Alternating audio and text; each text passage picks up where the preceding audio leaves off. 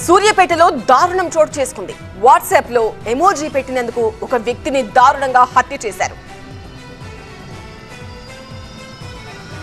వచ్చే నెల ఆగస్టు 3న పద్మశాలి కుల సంఘం ఎన్నికలు జరగబోతున్నాయి. ఆ జిల్లాలో ఈ ఎన్నికల్లో శ్రీరాముల రాములు, ఎలగందుల సుదర్శన్ అనే వ్యక్తుల మధ్య పోటీ జరగనుంది. అయితే గత అధ్యక్షుడు అప్పం శ్రీనివాస్ కు ప్రస్తుత అభ్యర్థి శ్రీరాముల రాములకు మధ్య కొంతకాలంగా తీవ్ర విభేదాలు కొనసాగుతున్నాయి.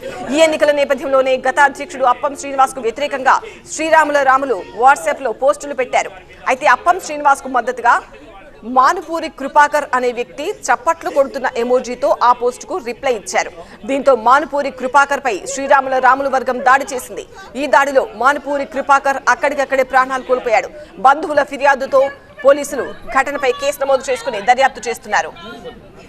కేవలం ఒక వాట్సాప్ ఎమోజీ కోసం జరిగిన ఈ దారుణ హత్య సూర్యాపేటలో తీవ్ర ఉద్రిక్తతకు దారితీసింది.